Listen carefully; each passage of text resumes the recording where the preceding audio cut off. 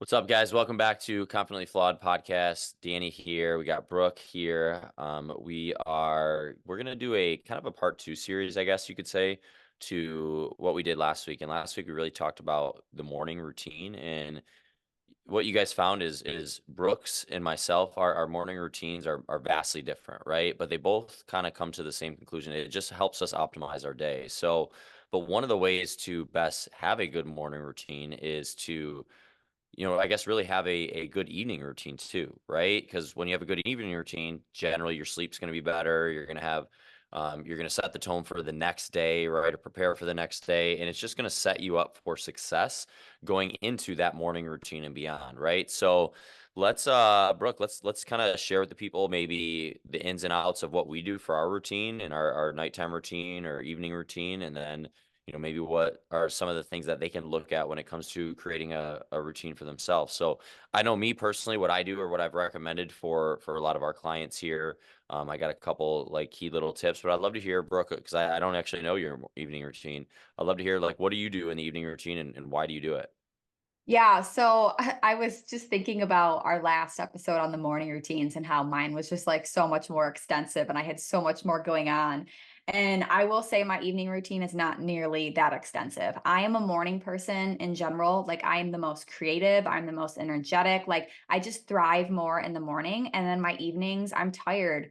I'm usually ready to go to bed by 8:30, and I'm just kind of really mellow. So I don't put too much on myself, especially as a female. The more things that you do when the body is stressed out, and not that being tired is stressed out, but you kind of want to ride your body's, I guess you could say, flow. So like me being kind of tired, like I'm just not as energetic in the morning, I'm not as creative. I kind of just like let that be, and I don't try to do too many things that are going to add stress to my body. So my evening routine honestly is very, very mellow. I talked about it last week in the sense of I start my morning with more red light on all of my devices, and I do that in the evening. So I try to limit my technology time before I go to bed, especially my phone. My husband and I really do enjoy watching TV together. That's just a good way we spend quality time. So we typically will watch one show before we go to bed. I don't really do good relaxing. So usually I'll be working or I'll be doing stuff while we're watching TV, but we've made that work with our marriage, that to him is still his quality time, but I'm still able to just like not be so annoyed and not be so anxiety ridden because I am just worse, just wasting time watching TV. So what I'll do is like, especially on my phone, if I'm doing like work on my phone, I put the red light screen on my phone so I'm not looking at the blue light. That actually helps your body start to wind down. So that's one thing I would definitely say is in my evening routine. I try to not eat at least 2 hours before bed, just to naturally not be full, unless, yes, there's a situation where like I'm just so hungry. But I have definitely found that me not eating before bed helps me sleep better, helps me rest, helps my body recover, and I just feel better in the morning. So I do cut out eating about 2 hours before I go to bed. And then I take a magnesium pill before I go to bed as well. That's like a huge part of my routine that I absolutely love.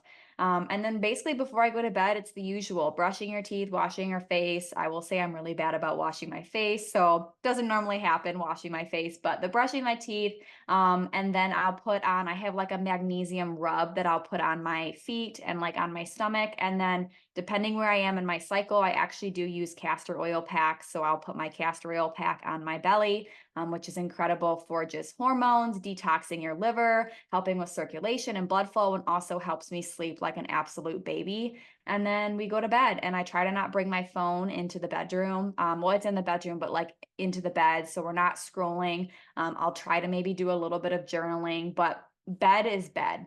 Usually we try to not do too much like screen time or reading, like just something about, I actually went to therapy and was working with a lot of sleep issues that I was having years and years and years ago.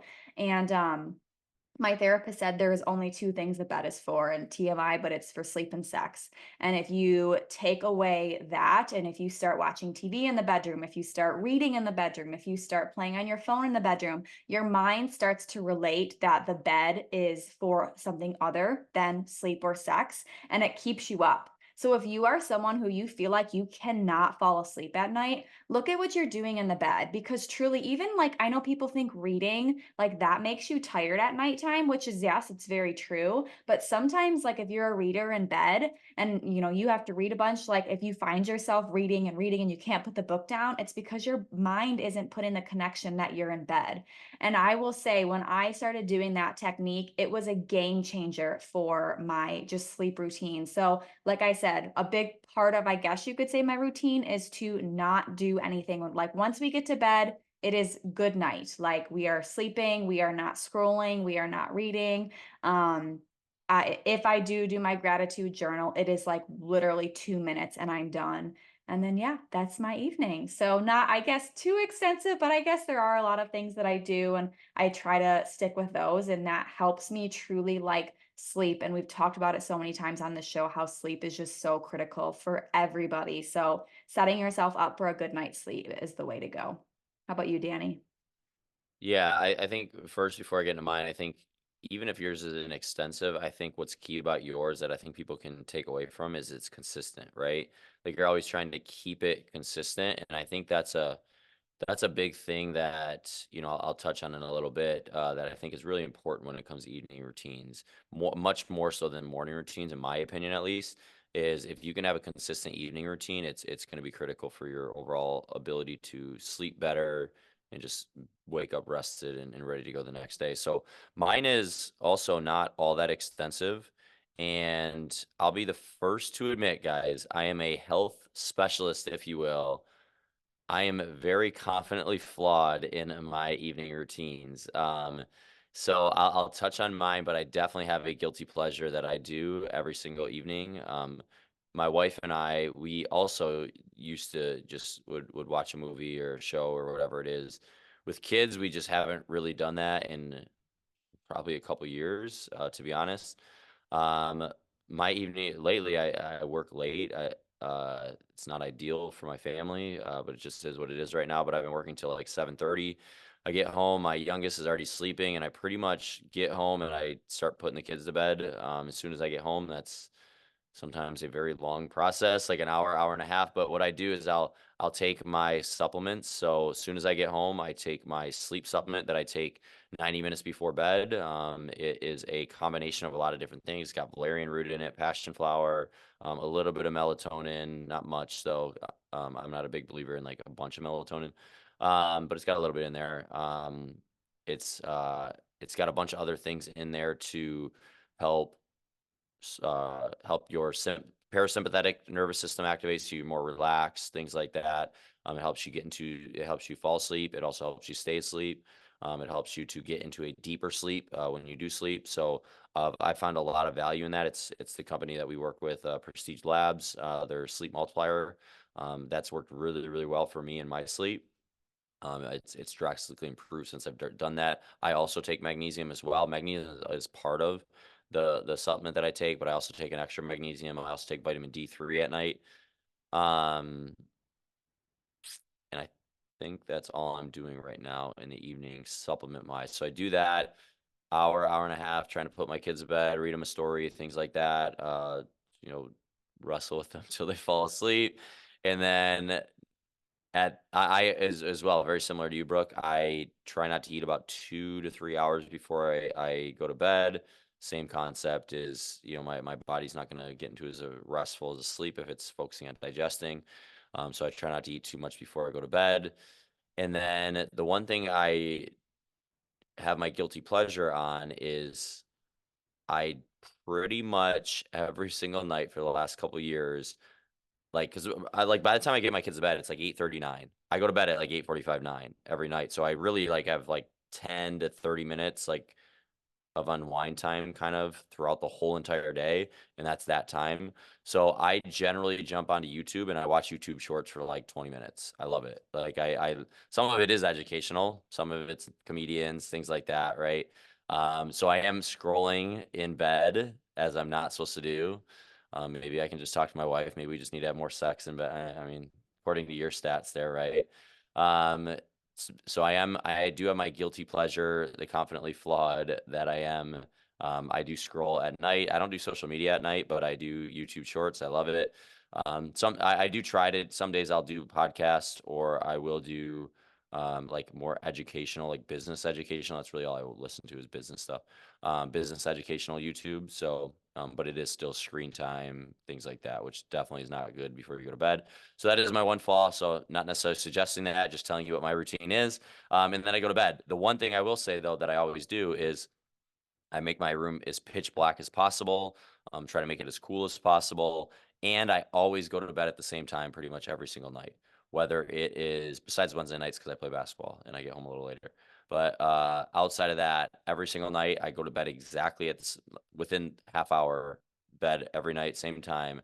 I wake up pretty much every day at the same time, and I do think that is insanely critical. I think it's more important to go to bed at the same time every night than it is early. And a lot of people are like, well, yeah, you can't come out with us then and this and that. I was like, yeah, to me, this is more important to have structure in my day and perform at a high level. Like, I have very big aspirations within myself personally and not even like financially or things like that when you tend to think of aspirations, but like just like I want to perform very, very high in every single thing that I do.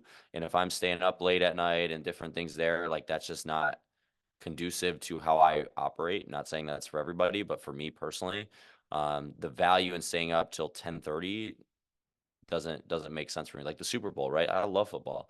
I didn't watch it. I watched part of it, and I went to bed at like halftime because to me, I'd rather go to sleep and have a good day the next day than struggle for the next 3 days, right? And not get things done. So that's my routine, and definitely the takeaway is like the one I try to be the most consistent with is I always take my supplements and my evening supplements, and I always go to bed at the same time, give or take.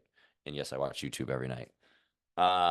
Whoops. So that's my routine, Brooke. What are maybe some takeaways from that, but also like if somebody's trying to create their own routine, like what are some things that they should look for or try to do? Yeah, well, I just first want to kind of address some of the things that you said, and I just want to piggyback off of the sleep thing. There is so much science and so much studies that does show that sleeping with the sun is so beneficial for our health. We were not meant to stay awake super, super late at nighttime. We were not really designed for that. The true good sleep pattern is to sleep with the sun. So when the sun goes down, you go to bed. When the sun wakes up, you wake up. While yes, especially in winter months, that's really hard because you feel like you're sleeping a lot. But in ways, that's maybe designed for a reason. Our bodies need more sleep in the winter because we are just more susceptible to, a weaker immune system because it's colder, because we're not seeing the sun as often. But, just hitting on that, I agree with you so much in the sense of, not going against what you believe in and what you feel optimizes your health, because don't get me wrong, there's a time and a place, and like occasionally here and there, yeah, go out, have fun, but it's amazing what lack of sleep does to you more than just makes you tired. I mean, it could be so detrimental to your hormones, to your stress, to your goals. I know there's a lot of people who struggle with weight loss, and literally it's just something as simple as they're not sleeping enough. They might feel like they're doing all the things, doing all the workouts, doing all the great eating, but they're not sleeping, so they're not going to lose the weight. So prioritizing sleep, I would say, to me, is the number one best evening routine you could have, is to make sure you're getting your sleep. And if you're finding yourself not being able to sleep, look at your factors. Like, what's going on in your life? Are you scrolling TikTok too much? Are you watching Or TV YouTube? or YouTube? Yes, or YouTube. All those things. Like, if you can just constantly be like, okay, at 9 o'clock or 9:30, the scrolling goes away, and even if you're laying in bed wide awake, like, why can't I fall asleep? Your body eventually will get used to that. And your body does. Your body gets used to the way you sleep. My husband and I, we joke like we're literally sleeping by 9:30 every single night, but we're also both up very early in the morning. Our body just knows when to wake up, and our body knows when to go to sleep. And when you can build that, I think it's important. But for someone who is looking to start a routine, I like what you said at the beginning before you kind of started talking, was consistency. I do think that's important because we might not fully realize it, but our bodies thrive off of consistency. When you go to bed at the same time, when you're waking up at the same time, like, your body begins to acclimate to that. Your body begins to develop or release certain hormones around certain times because your body's so used to going to sleep at these times. And there's literally a reason why when you do something so often, your body, like for example, go to sleep at a certain time, wake up at a certain time, your body will naturally start doing that. Like, have you ever heard of people saying that like I always used to say to my dad, he would wake up every single day by 4 o'clock without an alarm. And I used to think that was the craziest thing in the world. Like, how in the world do you wake up that early without an alarm? And he's just like, because I've been doing it for so long. And the more and more I studied hormones and studied our bodies and studied our cortisol patterns, like his body knows 4 o'clock we wake up, 4 o'clock we release that cortisol and like really spike that cortisol to kind of have that rising cortisol to wake you up in the morning because your body knows, okay, it's time to wake up. So developing that consistency, and the problem with the contrary of that is you don't have that pattern. Your body can't regulate itself. Your body doesn't know what's going on. And so that's, I think, something to really consider is trying to find something that's consistent. And it doesn't have to be elaborate. And if you're sitting there being like, I enjoy my scrolling, okay, so be it. Like, go ahead and scroll, like, do your thing. But if you're finding the scroll keeping you up till 1 in the morning, that's something that I would say is a big concern. But yeah, if you like that's me when we watch TV, Joe would be like, you're on your phone. And I'm like, but this is my time when I get to scroll and do social media. I'm spending time with you. I'm watching TV with you. I'm sitting on the couch with you, but I don't get so invested in the shows. Like, and that's my scroll time. And so don't don't be down on yourself if you feel like you have bad quote unquote habits for your evening routines, but just realize, hey, let's make something consistent and let's try to form a pattern around your sleep. Because I would say that is by far the most important evening routine you have, is to make sure you're getting the proper sleep.